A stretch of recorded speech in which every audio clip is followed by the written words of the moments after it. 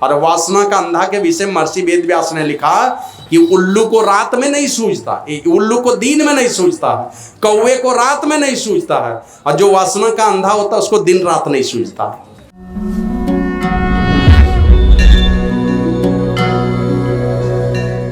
पुराना इतिहास अगर पलट करके देखेंगे, हम लोग ध्रुव की बातें पढ़ते हैं, जैसे ही भक्ति की बात उठेगी तो ध्रुव की चर्चा होगी, जैसे भक्ति की बात उठेगी तो प्रहलाद की चर्चा होगी, जैसे ही भक्ति की बात उठेगी तो नचिकेता की चर्चा होगी, जैसे भक्ति की बात उठेगी तो पिपलाद ऋषि की चर्चा होगी। माने बचपन से ही ये लोग परमात्मा के प्रेमी हो गए। तो माता पिता को चिंता होती है मेरा बेटा किसी भी प्रकार से, बेटा या बेटी दुनिया में बड़ा आदमी बन जाए, धर्मात्मा बन जाए किसी भी तरह से, ये चिंता होती है उनको। इसीलिए अच्छे माता पिता सजग होते हैं, और सजग रहने वाले जो माता पिता हैं आप लोग जानते हैं वो क्या करेंगे, कभी भी उल्टा पुल्टा चीज, माँ के गर्भ में जब बच्चा पल रहा होता है ना, वो कभी भी उल्टा पुल्टा चीज देखना पसंद नहीं करेंगे, क्योंकि उनको पता है मेरे गर्भ में जो संतान है, बेटा या बेटी है, कहीं किसी की गलत नजर नहीं लग जाए, कोई गलत चीज देख करके उसका संस्कार नहीं पड़ जाए हमारे बच्चे के ऊपर, बच्चे के अंदर में अच्छे संस्कार आए। तो इसी प्रकार माता पिता का सहारा मिला उनको, और धीरे धीरे बचपन से ही बढ़िया वातावरण में परवरिश होने लगी, भक्ति का वातावरण था। लेकिन दुर्भाग्य ऐसा था कि गुरु महाराज के माथे से माता का छत्र छाया उठ गया, माँ की ममता दूर हो गई, माने माता जी का देहांत हो गया जब गुरु महाराज 4 साल के थे। लेकिन आप लोग जानते हैं ना, ब्रह्म वैवर्त पुराण में 12 प्रकार के माता की चर्चा, उसमें से एक माँ तो है कि पहले जिसने जन्म दिया, एक माँ है जिसने पालन किया, एक माँ है जिसने दुग्धपान कराया, एक माँ है जिसको दाई माँ कहते हैं, जो उनके माँ की सेवा करती है, उसको भी माँ का दर्जा दिया। फिर हम लोग बड़ी माँ जिसको कहते हैं, जिसको हम लोग देहाती भाषा में जेठी कहते हैं, काकी कहते हैं, वो छोटी माँ है। फिर सौतेली माँ है, वो भी माँ का दर्जा है, मौसी को भी माँ का दर्जा है, मामी को, फुआ को, इस क्षेत्र में फुआ को क्या कहते हैं, नाना कहते हैं, तो उनको भी माँ का दर्जा है। और फिर बड़ी भाभी है, उसको भी माँ का दर्जा है, और उसके साथ में एक है बड़ी बहन, उसको माँ का दर्जा प्राप्त है। आप लोग देखिएगा, मैं तो हम लोगों की दृष्टि जिधर जाते कुछ न कुछ विचार करता हूँ। आप देखिएगा किसी घर में 5 बरस का भाई है, बहन अगर रो रही है तो भाई को कोई चिंता नहीं है, बहन है 3 साल की, भाई है 5 साल का, बहन रोने लगी तो भाई को उतनी चिंता नहीं है।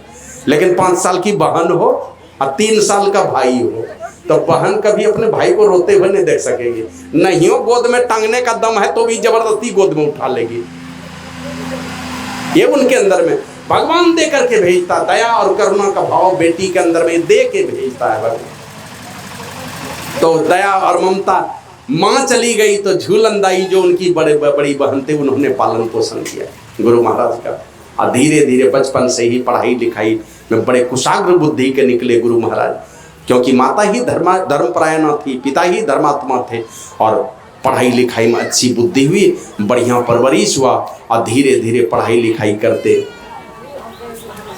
एक समय आया उनके जीवन में, वो देखते थे जब कुछ बड़े हुए ना, तो देखते क्या थे, पिताजी रामायण पढ़ते, रामचरितमानस कपड़े में लपेट के रखते थे। माने आपके जीवन में जितनी समस्याएं हैं, आप ये एकदम मनोयोग पूर्वक एक तरफ से रामचरितमानस को पढ़िए, आपके सारे प्रश्नों का उत्तर मिलेगा, सारे समस्याओं का समाधान मिलेगा उस रामचरितमानस में। लेकिन यही कि मनोयोग पूर्वक रोज दिन पढ़िए, ये नहीं कि 5 मिनट पढ़ लिया छोड़ दिया, रोज पढ़िए बारी बारी से, आपके सारे प्रश्नों का और सारे समस्याओं का निदान मिलेगा।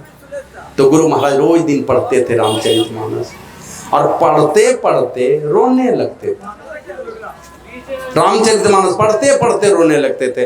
अब बाद में रामचरितमानस को लाल कपड़ा में बांध के रख देते थे, तो पिताजी जब रख देते थे तब गुरु महाराज खोल के देखते थे उसको, क्या पढ़ते हैं, और हमारे पिताजी रोने लगते हैं, कौन सी बात है रामचरितमानस में जिसके चलते रोने लगते हैं। अब पढ़िएगा किसी भाव से, अगर मन मस्तिष्क ठंडा करके पवित्र भाव में बैठ करके रोज दिन रामचरितमानस पढ़िएगा, एक एक ऐसा ऐसा प्रसंग आएगा कि आपको रुला देगा।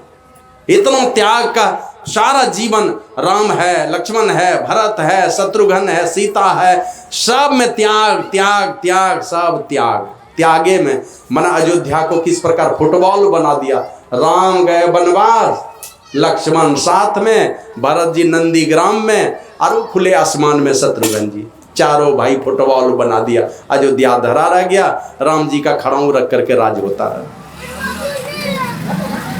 तो गुरु महाराज सोचते थे क्या पढ़ करके बाबा हमारे पिताजी रोने लगते हैं, और पढ़ते पढ़ते वही बात वो देख लिए, इसी जगह पर जाके हमारे पिताजी अटकते हैं, ए बच्चे जय गुरु महाराज। और यही बात आप जानते हैं ना, कितने दिन तक पानी का बांध बना के रखें, कितना दिन रखिएगा रोक करके। पानी में बेग होगा तो अड्डा को तो तोड़ेगा ही तोड़ेगा। बस रोज पढ़ता था, धीरे धीरे वैराग्य बढ़ता गया बढ़ता गया। और जब 11वीं कक्षा की परीक्षा दे रहे थे गुरु महाराज, ये 1904 ईस्वी की घटना, 11वीं कक्षा की परीक्षा दे रहे थे, लगभग 19 वर्ष के होंगे उस समय। 1885 में जन्म हुआ, 1904 में जोड़ लीजिए, लगभग 19 वर्ष। उस समय 11वीं कक्षा की परीक्षा दे रहे थे, ये पूर्णिया हाई स्कूल में परीक्षा दे रहे थे 11वीं कक्षा की। और बस उसे ही लिखते लिखते लिख दिया, दे धरे कर यही फल भाई, भजिए राम सब काम दिया है। रामचरितमानस में इसी जगह पर जाकर के उनके पिताजी अटकते थे, रोने लगते थे, बिलक बिलक के रोते थे, क्योंकि आपके अंदर में वैराग्य जगह देगा रामचरितमानस को अगर पढ़ेंगे। और हमारे यहाँ है भी ऐसा, हमारा जो भी धर्म शास्त्र है ना, वैदिक सनातन धर्म है, इन शास्त्रों की गहराई में जो भी डूबेगा, जो डूबा इस शास्त्रों की गहराई में, वो साधु बनेगा, घर द्वार छोड़ेगा। ज्यादा शास्त्र पढ़ने वाला बेटा और बेटी हो गया घर में, वो समझ लीजिए बाबा जी बनना है, उसको वैराग्य जगत देगा। और किसी धर्म में ऐसा नहीं है, हमारे वैदिक सनातन धर्म में मन है वो त्यागी और वैरागी महापुरुष ने उनको लिखा है, इसलिए आपके अंदर में त्याग वैराग पैदा कर देगा। और गुरु महाराज के अंदर में वही वैरागी जगह, और कॉपी के पन्ने पर लिख दिया। बिल्डर शीर्षक कविता का व्याख्या करने के लिए लिखा था, तो उसी का व्याख्या करते करते गुरु महाराज लिखते हैं, हर मनुष्य को अपने जीवन मंदिर का निर्माण, माने सब लोग अपने जीवन मंदिर का निर्माण कोई सुकर्म रूपी ईंट से, कोई कुकर्म रूपी ईंट से करते हैं, कोई पाप से अपने जीवन को सजाते हैं, कोई पुण्य से अपने को जीवन को सजाते हैं। लेकिन पाप से सजा हुआ जीवन ज्यादा दिन तक नहीं रहता, वो ढल जाएगा आसानी से। और पुण्य कर्मों में भले ही दुख होगा, लेकिन पुण्य कर्मों से जो अपने जीवन को सजाते हैं उसका लंबा जीवन होता है, बहुत दिनों तक लोग याद करते हैं, भूल नहीं पाते उनको जो अपने जीवन को सुकर्म से सजाता है। वही गुरु महाराज ने कहा, हर मनुष्य को अपने जीवन को सुकर्म रूपी ईंटों से सजाना चाहिए, सुकर्म रूपी ईंटों से। और यही कहते कहते अंतिम में लिख दिया, दे धरे कर यही फल भाई, भजिए राम सब काम भी है। शायद हम सारे मनुष्यों का यही कर्तव्य है, ये मनुष्य शरीर पाने का यही फल है कि सारी कामनाओं को छोड़ करके, सारी इच्छाओं को छोड़ करके हम परमात्मा का भजन करें।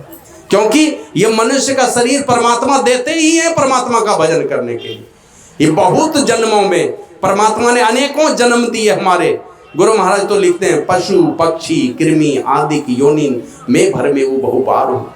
बहुत बार कीड़ा मकोड़ा के शरीर में हमारा जीवन आया है, और उन जीवन में क्या किए हैं, खाली विषयों का भोग, बढ़िया खाओ, वासना पूर्ति करो, सो बाल बच्चे पैदा करो, यही 2-4 काम होता रहा है अन्य शरीरों में। और ये परमात्मा मनुष्य का शरीर क्यों देते हैं, बस परमात्मा की भक्ति करके अपने दुखों का निदान कर लो, परमात्मा में मिलकर एकम एक हो जाओ। संसार सजा लिया, और शेष जो जीवन बचा है परमात्मा की भक्ति करके परमात्मा को प्राप्त कर लो। और बिना परमात्मा को प्राप्त किए, लिखा है रामचरितमानस में, शंकर भगवान का उपदेश है माता पार्वती को, उमा कहूँ मैं अनुभव अपना, सत हरि भजन जगत सब सपना। सच अगर कुछ है तो वो परमात्मा का भजन है, बाकी सारा चीज सपने के समान है। इसलिए और ये बिना परमात्मा का भजन किए, लिखा है रामचरितमानस में, काकभूषुंडी जी ने गरुड़ जी को समझाया था। गरुड़ जी कहते हैं, काकभूषुंडी जी से पूछते हैं, सबसे उत्तम शरीर कौन सा है? तो काकभूषुंडी जी कहते हैं, नर समान नहीं कौनिउ देही, जीव चराचर जाचर जेही। मनुष्य शरीर के समान दूसरा कोई शरीर नहीं है उत्तम। और इसको चाहते कौन है? कहते हैं जो चर हैं और जो अचर हैं, मतलब जो जीव चलने फिरने वाले हैं या जो जीव एक जगह स्थायी हो गए, सब चाहते हैं मनुष्य का शरीर। काहे चाहते हैं? तो काकभूषुंडी जी कहते हैं, नरक सर्ग अपवर्ग निषेनी। इस शरीर में सीढ़ी है, सीढ़ी। कैसी सीढ़ी? कहते हैं नरक में जाने की सीढ़ी। मन अधोगति में चले जाओ, भूत प्रेत की जोनी में चले जाओ। ये सीढ़ी है उसमें जाने के लिए, इसी मनुष्य शरीर में है। और स्वर्ग में भी जाने की सीढ़ी है। और अंतिम में कहा पाप करो तो नरक में जाओगे, पुण्य करो तो स्वर्ग में जाओगे। उस सीढ़ी पर सवार हो गए।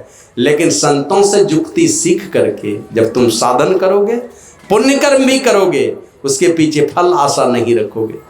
कोई इच्छा नहीं है, कुछ भी शुभ कर्म किया, कोई तमन्ना नहीं मेरी, हमने कुछ नहीं मांगा है भगवान से, बस हमें पानी पिलाना था बना पिला दिया, खाना खिलाना था खिला दिया, गरीब को कुछ देना था दे दिया, भगवान के मंदिर में जाके कुछ चढ़ाना था चढ़ा दिया, कुछ दान करना था कर दिया, बदले में कुछ मांगा नहीं।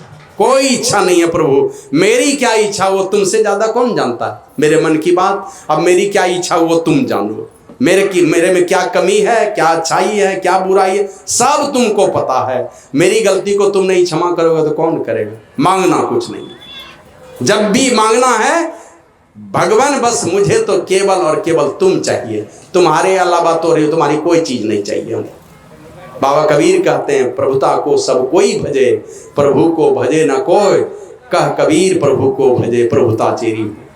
जो प्रभु को भजेगा तो प्रभु की सारी प्रभुता उन्हीं के साथ चली जाएगी। जो मायापति को भजेगा, मायापति को, माया कहाँ जाएगी। जो लक्ष्मीपति का भजन करेगा तो लक्ष्मी कहाँ जाएगी, पति ही है पास में, लक्ष्मी पति मेरे पास में, माता लक्ष्मी कहाँ जाएगी, अपने चली जाएगी आपके पास में। श्री सद्गुरु महाराज की जय। तो वही कहते हैं काकभूषुंडी जी, इस मनुष्य शरीर में नरक में जाने की सीढ़ी है।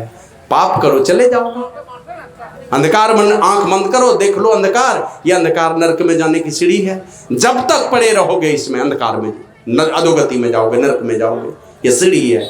और अपने अंदर में उस अंधकार से अपने आप को ऊपर उठा लो, प्रकाश में चले जाओ, ये स्वर्ग में जाने की सीढ़ी है, गारंटी हो गई। और इससे भी अलावे संत पुरुष कहते हैं, इससे भी अलावे वो है अंधकार प्रकाश और शब्द, तीनों पर्दे से ऊपर चले जाओगे तो मुक्ति के महल में चले जाओगे। आपके अंदर में ध्वन्यात्मक राम नाम है, उस राम नाम को पकड़ लो अपने अंदर में, वो शब्द तुमको परमात्मा मिला देगा। ये मुक्ति में जाने की सीढ़ी है। तो इसलिए हमारे गुरु महाराज यही कहते, दे धरे कर यही फल भाई। ये मनुष्य शरीर पाने का यही फल है कि सारी इच्छाओं को, सारी कामनाओं को छोड़ करके हम परमात्मा का भजन करें। और नहीं, ये कामना है नहीं मिटने वाली, इतना दुष्ट है कि जीवन भर जलाता रहेगा। आपके अंदर में कामना की आंधी उठती रहेगी, एक से एक तरंग उठता रहेगा आपके मन में। वासना और तृष्णा कभी मिटने वाली नहीं है। इसलिए हमारे गुरु महाराज का है, भोगन अगहन दाहन प्रकृति भोगन, गहन को जो धावही हारी आवही, क्लेश पावही कबहू नहीं तृप्तावही, भोगन सकल प्रत्यक्ष रोगन, जानी के हटते रहो, गुरु टहल सत्संग सेवन में सदा डरते रहो। आप लोग जानते हैं ना, द्रौपदी से पूछा था एक बार, एक आम्र फल तोड़ लिया पांचों भाई पांडव ने। अब तोड़ लिया तो तोड़ने के बाद जब भगवान कृष्ण को पता चला, बोला ये आम्र फल किसने तोड़ा, अब तो तुम लोगों को मरने से कोई नहीं बचा सकता। अब तो भारी चिंता हो गई। तो बोला तब एक उपाय है बचने का। बोला वो क्या? बोला सब लोग अपने मन की सच्ची सच्ची बात बता दो, तो ये आम्र फल फिर उस डाली में लग जाएगा। ये आम का फल जो तोड़ के लाए हो, जहां से तोड़े उसी डाल में अपने सट जाएगा। ये सच बात बोलना होगा। लेकिन तो पांचों भाई पांडव और द्रौपदी को लेके चले गए उसी आम्र पेड़ के पास, आम के पेड़ के पास, फल को रख दिया नीचे में। अब युधिष्ठिर से पूछता है, बोलो तुम्हारे मन में क्या चल रहा है, सच बोलना।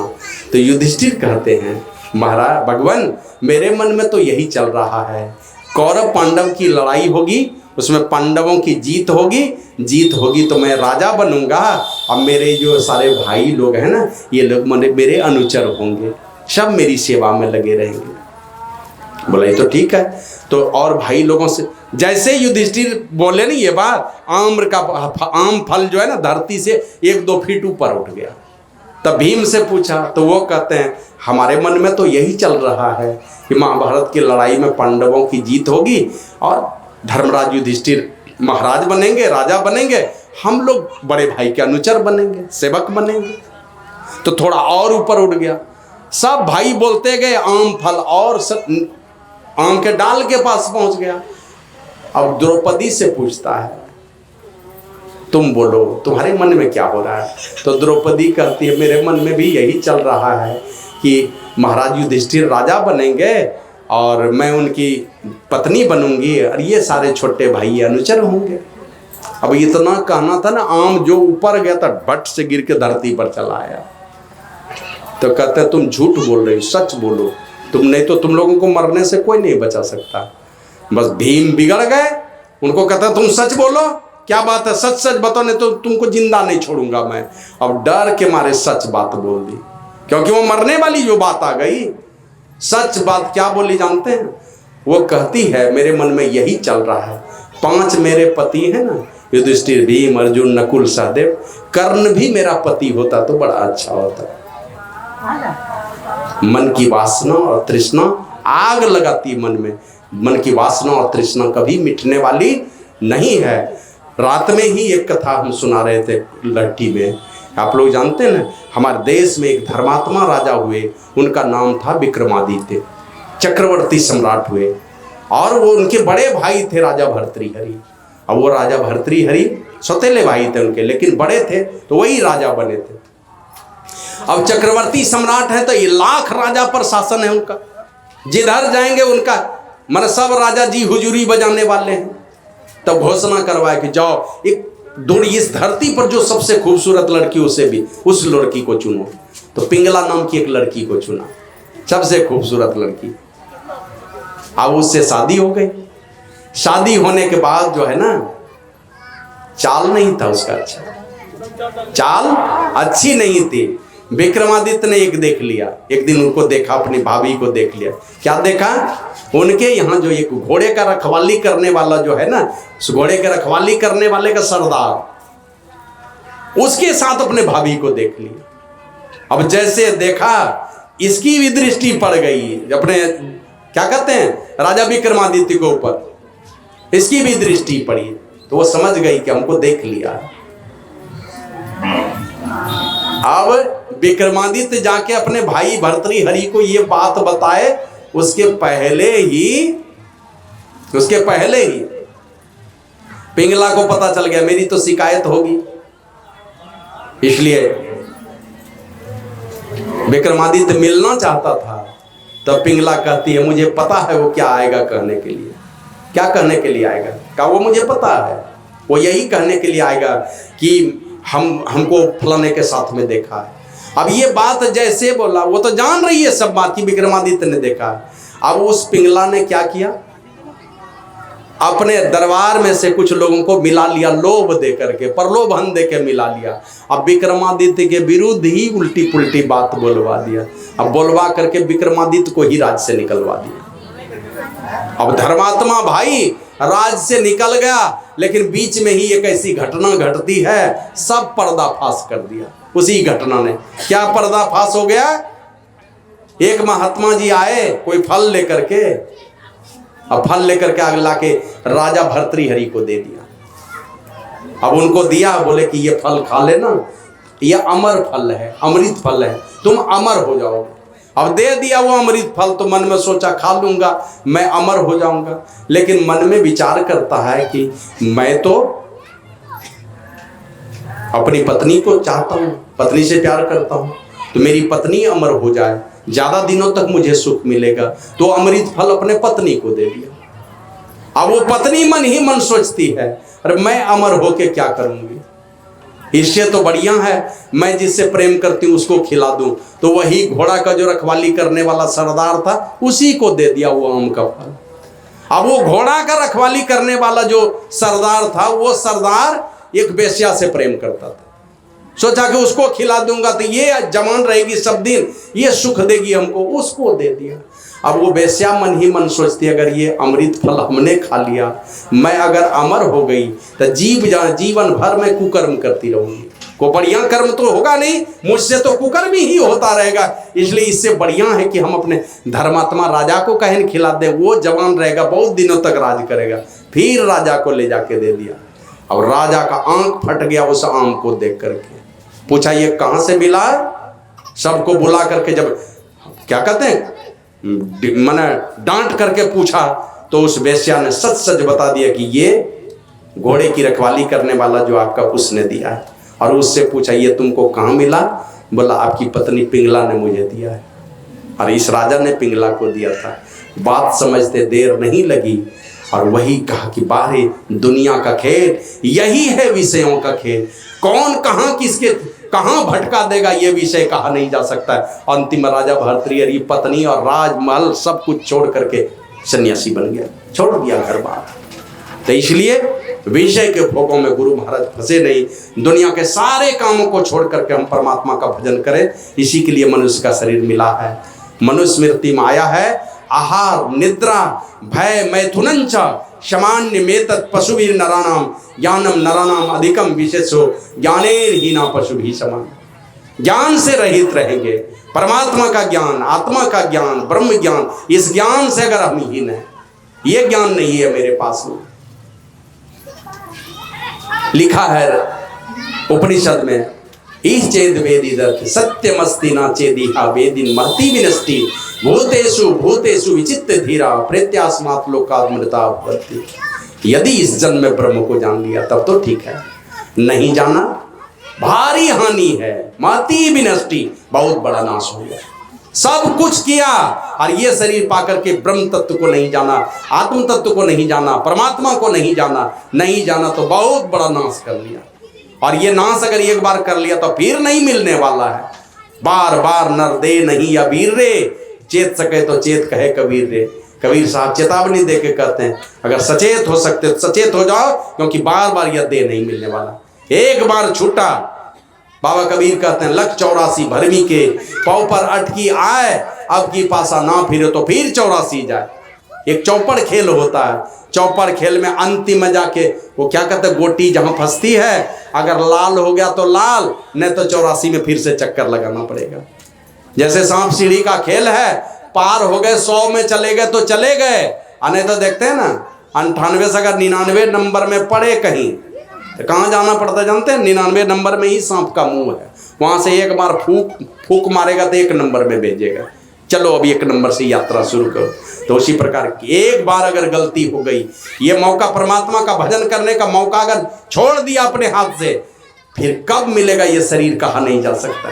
भटकते रहेंगे 84 लाख जोनियों में। इसलिए हमारे गुरु महाराज कहते हैं सारी कामनाओं को छोड़कर, सारी इच्छाओं को छोड़ करके, क्योंकि ये इच्छा कभी मिटने वाली नहीं है। कभी कभी मैं एक कथा सुनाता हूं। एक महात्मा हो गए हमारे यहाँ, और वो महात्मा जी तपस्या करते थे। तो कहाँ चले गए तपस्या करने जानते हैं? जमुना जी के तलहट्टी में भीतर घुस गए और वहीं बैठ के तपस्या करते थे। शौभरी ऋषि, अब वो जमुना जी के तलहट्टी में तपस्या कर रहे हैं।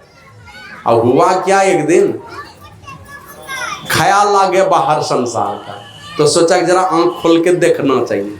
और उनके अंदर में इतनी सिद्धि थी ना, आंख से, कान से, नाक से किसी रास्ते से पानी नहीं घुसता था। अब वो आंख खोल के देखते हैं पानी के अंदर में, तो देखते क्या है, 2 मछली का खेल देखे। अब वो 2 मछली का क्या खेल था? वासना युक्त खेल था। अब वासना युक्त खेल को देखा, मन में वासना पैदा हो गई, है ना। जैसे पानी की क्या गति है, पानी का एक संस्कार है, उसके अंदर में क्या संस्कार है? जैसे पानी डालते हैं तो किधर जाता है पानी? गड्ढा तरफ बहने लगेगा। उसी प्रकार मन का संस्कार क्या है? हमेशा मन नीचे की तरफ जाता है, संसार के विषयों में भागेगा।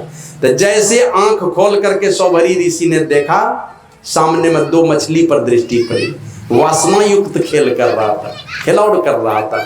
उसको देखा, शौभरी ऋषि को मन में वासना जग गई। अब मन में वासना जग गई तो भाग गया तपस्या करना छोड़ करके। वो तो आग लगा देता है। जब वासना का तूफान किसी के अंदर में उठेगा, मन में उठेगा वासना का तूफान, आग लगा देगा। अब कौन सी गलती करेगा, किसका मर्डर करेगा कि किसका नाक कटवा देगा? माँ बाप दुनिया जहां कुछ नहीं सोचता है, कुछ भी कर देगा वो।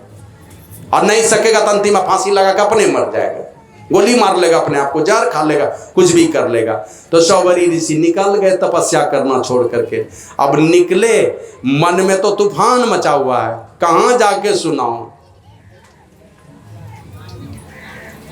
तो बड़े आदमी के पास ही जाएंगे। इस धरती पर के जो सबसे धर्मात्मा राजा थे, अकेले राजा थे, वो थे मानधाता। सतयुग के अकेले राजा मांधाता थे। 7 द्वीपों पर उन्हीं का साम्राज्य चलता था, 7 महादेश पर, सब जगह उन्हीं के पास जाकर के। तो वो महात्मा जी जैसे देखे ये वो राजा कि ये महात्मा मेरे द्वार पर, ये तो बड़े सिद्ध महात्मा हैं, मेरे द्वार पर कैसे आए, तो गदगद हो गए। पूछते हैं महाराज क्या सेवा करूं, क्या करूं। अभी सुन रहे थे ना, संत संग अपवर्ग कर मुक्ति की तरफ ले जाने वाला गुना कर, पर दुख दुख सुख सुख देखे पर। विषयों के अलंपट होते हैं, सारे विषयों से मुड़े होते हैं, और सील और गुणों के खान होते हैं, चरित्र के, और सारे सद्गुणों के खजाना होते हैं। और दूसरे के दुख को दुख और दूसरे के सुख में अपने आप को सुख देखता, ये संतों का स्वभाव है। और वो महात्मा आए हुए उनके यहाँ, तो पूछते हैं वो राजा मांधाता क्या सेवा करूं। अब ये महात्मा जी लजाते हैं तो काम नहीं चलेगा, सच तो बोलना होगा, क्योंकि मन में तो आग लगी हुई है वासना की। और वासना का अंधा के विषय महर्षि वेद व्यास ने लिखा कि उल्लू को रात में नहीं सूझता, उल्लू को दिन में नहीं सूझता है, कौवे को रात में नहीं सूझता है, और जो वासना का अंधा होता है उसको दिन रात नहीं सूझता, कुछ भी उल्टा पुल्टा कर लेगा। तो राजा मांधाता को जाके कहता है, ये शौवरी ऋषि कहते हैं कि बस अगर तुम कुछ सेवा करना चाहते हो तो अपनी बेटी का ब्याह कर दो मुझसे। और राजा मांधाता मन ही मन सोचते मेरी तो 50 बेटियां हैं, 50 बेटी में ये बूढ़ा आदमी को कौन पसंद करेगा, ये तो बूढ़े महात्मा सारे दाढ़ी बाल पके हुए हैं, कमर टेढ़ी है, चेहरे पर झुर्रियां पड़ गई है, कौन बेटी पसंद करेगी। कहा अच्छा ठीक है, मैं अपने बेटी को भेजता हूँ, जो पसंद करेगी आप उसको पत्नी बना के ले जाइए। डर भी है ना, ये महात्मा की बात काटूंगा तो पता नहीं शराब दे देगा, क्या करेगा। तो डर के मारे बोल दिया मैं एक एक करके भेजता हूँ बेटी सबको, अगर पसंद करेगी तो आप उसको पत्नी बना के ले जाइए।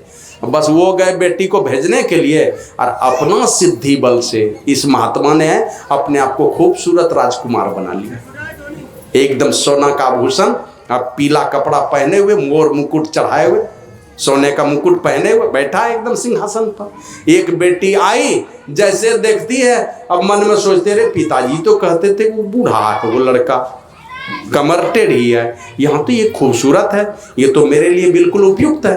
तो दूसरे बहन को जाके बोल दी, वो बहन भी आती है तो देखती ये तो बड़ा खूबसूरत लड़का है, ये तो बिल्कुल जवान है, ये तो मेरे लिए उपयुक्त है। अब 50 बहन थी, 50 लड़ने लगी। पिताजी को कहते मेरा ब्याह करा दिए, सब कहने लगे कि मेरा ब्याह करा दिए। अब पिताजी क्या करते, 50 बेटी का ब्याह करा दिया उसी से। अब वो महात्मा गए थे जमुना जी में घुस करके तपस्या करने कि परमात्मा को प्राप्त करेंगे, और यहाँ आगे ब्याह करके संसार बसाने के लिए। 50 पत्नी के पति हो गए, और 50 पत्नी के कोख से 100 बेटे का जन्म हुआ, मतलब 5000 बेटे का बाप और 50 पत्नी का पति बन गया। वर्षों गुजर गए, बूढ़े हो गए, मन की वासना और तृष्णा मिटी नहीं। अंतिम में सब पत्नी को बुला करके बहुत सारा उपदेश उन्होंने किया अपने पत्नियों को, और सब पत्नी और बेटा को छोड़ करके फिर भाग गया तपस्या करने के लिए। आग में घी डालेंगे, आग बुझेगी क्या? कभी आग नहीं बुझने वाली घी डालने से। जब भी आग बुझेगी तो उसमें पानी डालिए, तब आग बुझेगी, नहीं तो वो आग बुझने वाली नहीं है। तो वासना की अग्नि जब तक भक्ति नहीं करेंगे, अपनी सूरत को संसार से समेट करके परमार्थ की ओर नहीं ले जाएंगे, पिंड से ब्रह्मांड में नहीं ले जाएंगे, तो गुरु महाराज कहते हैं तन मन आपन दुखद महान हो, और गुरुपद अर्पी अर्पी लहु ज्ञान हो। ये तन मन मन संसार में लगा हुआ मन, तन मन बहिर्मुखी मन, पिंड में लगा हुआ मन, संसार में फंसा हुआ मन दुखद महान हो, बहुत दुख देने वाला है। जब तक संसार में ये मन फंसा हुआ है, माने यहाँ से नीचे संतवानी माया इस नगरी में तिमिर समाना, भूल भरम हर बार बार बार गलती कराता रहेगा जब तक अंधकार में हम आप फंसे हुए रहेंगे।